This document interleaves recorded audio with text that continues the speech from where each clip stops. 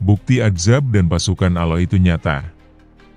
Kejadian di luar nalar dialami warga Israel saat kebakaran.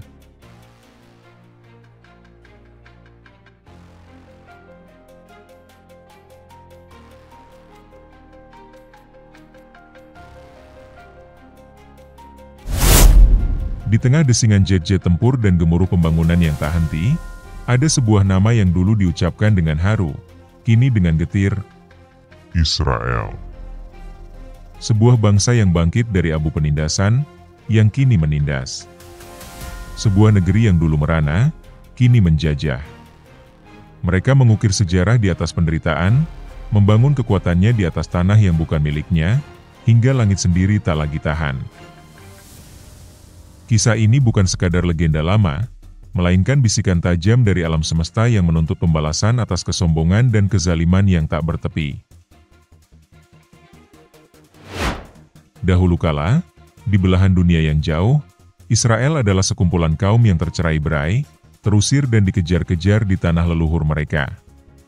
Mereka hidup dalam ketakutan, mencari perlindungan dan rumah yang aman di tengah-tengah dunia yang kejam. Mereka merana, tak memiliki tanah air sendiri, dan memimpikan sebuah tempat di mana mereka bisa hidup dalam damai.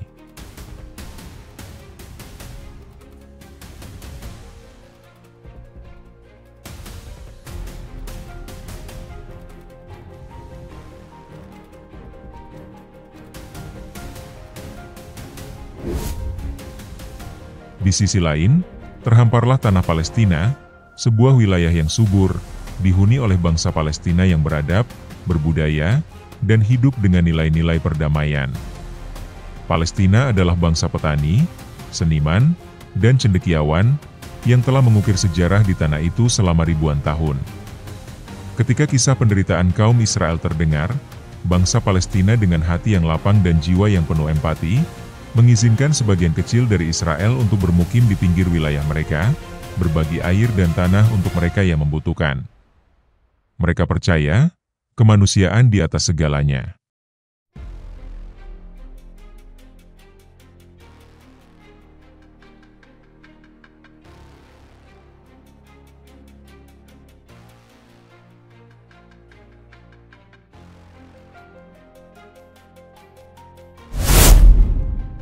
Namun, waktu adalah pengikis janji, dan kekuasaan adalah racun yang mematikan.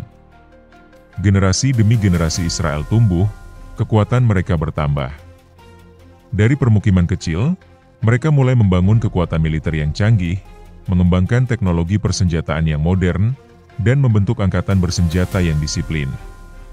Ingatan akan penderitaan masa lalu mereka pudar, digantikan oleh ambisi untuk berkuasa. Mereka mulai memandang rendah bangsa Palestina yang cinta damai sebagai lunak dan primitif. Mereka melupakan uluran tangan yang pernah menyelamatkan mereka, menggantinya dengan arogansi dan keyakinan akan hak ilahi atas seluruh tanah Palestina.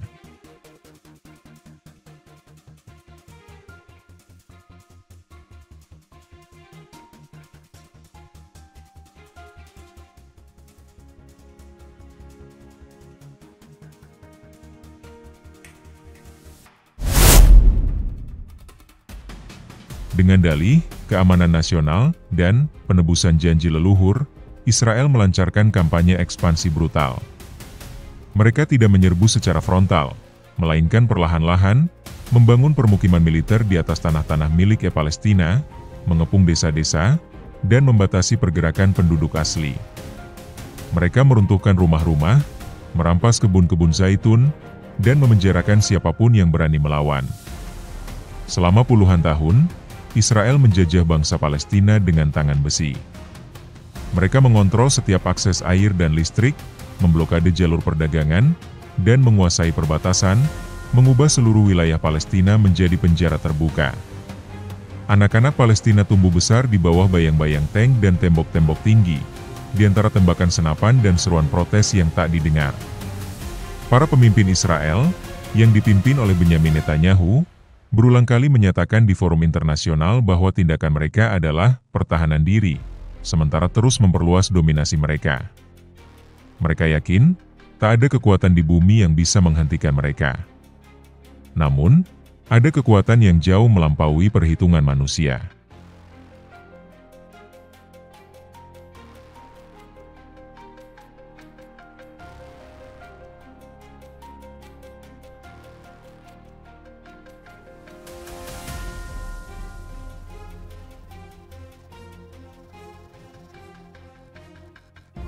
Pada suatu hari yang cerah di musim panas, ketika Israel sedang merayakan penemuan ladang gas baru di wilayah yang mereka rampas, sebuah keanehan muncul. Bukan dari musuh yang terlihat, melainkan dari dalam tanah mereka sendiri. Tiba-tiba, dari jantung kota-kota besar Israel, api yang tak wajar memancar. Bukan api dari ledakan atau kebakaran biasa. Api itu tidak bisa dipadamkan oleh sistem pemadam tercanggih. Ia menyebar dengan logika yang mengerikan, membakar inti segala materi, meninggalkan kehampaan berasap yang tak bisa dijelaskan oleh ilmu pengetahuan.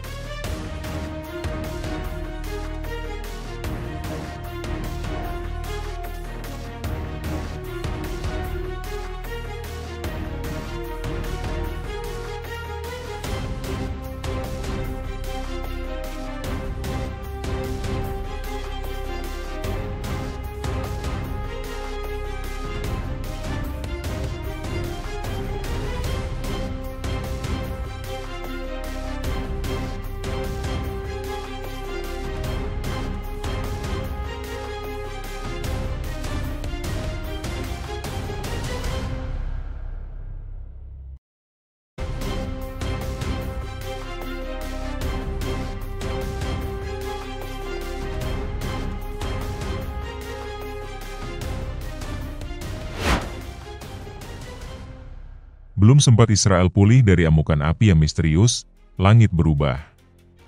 Bukan awan hujan, melainkan badai debu gurun yang belum pernah ada yang tiba-tiba melanda. Badai itu begitu tebal sehingga siang berubah menjadi malam yang mencekik, dan partikel-partikel debu itu bukan sekadar pasir. Mereka merusak setiap mesin, setiap perangkat elektronik, melumpuhkan jaringan komunikasi dan sistem navigasi canggih mereka. Pesawat-pesawat tempur tidak bisa terbang, sistem radar lumpuh, dan seluruh jaringan listrik mati. Badai itu tidak bergerak acak, Ia menargetkan pangkalan-pangkalan militer, bandara internasional, dan pusat-pusat riset, seolah dipandu oleh murka yang tak terlihat. Seluruh negeri Israel terperangkap dalam kegelapan dan kepanikan.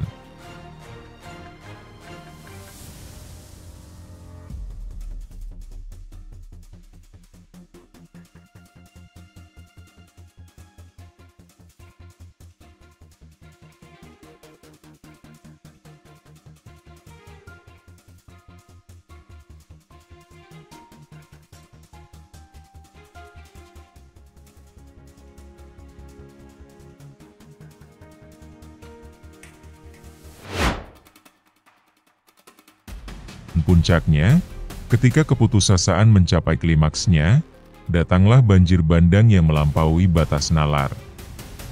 Air itu bukan berasal dari sungai yang meluap atau curah hujan ekstrim. Dari laut yang tenang, gelombang pasang raksasa tiba-tiba muncul, bukan air jernih, melainkan lumpur hitam pekat yang membawa serta puing-puing dan bau busuk tanah purba. Gelombang itu menyapu kota-kota pesisir hingga ke jantung daratan, menenggelamkan permukiman, pabrik-pabrik persenjataan, dan kantor-kantor pemerintahan.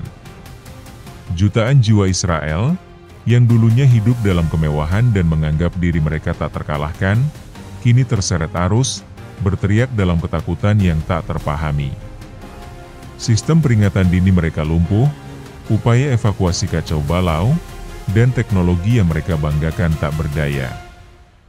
Ini bukanlah fenomena alam biasa. Ini adalah azab yang sempurna, sebuah pembalasan yang dirancang dengan presisi yang menakutkan, melampaui setiap perhitungan dan strategi militer mereka. Dalam hitungan minggu, negeri Israel yang angkuh dan sombong hancur lebur. Kota-kota modern mereka menjadi puing-puing berasap, infrastruktur vital lumpuh total, dan populasi mereka terjebak dalam kekacauan yang tak terbayangkan. Pasukan militer mereka, yang dulunya tak terkalahkan, kini tercerai-berai, sebagian besar tewas atau trauma karena kengerian yang mereka alami. Banyak anggota militer dan warganya ditemukan tewas bergelatakan di jalanan, namun media mereka menutupi semua kabar itu. Mereka yang bobrok, dikelilingi oleh lumpur dan sisa-sisa kemewahan yang tak lagi berarti, disapu oleh air yang tak pernah surut.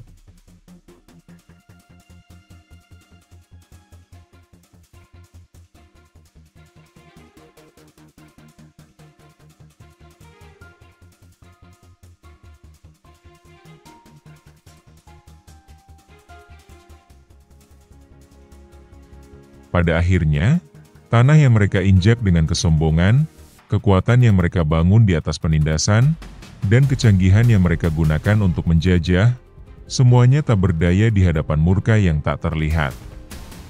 Israel adalah pengingat bahwa bahkan di era paling modern sekalipun, ada batas moral dan etika yang tak boleh dilampaui.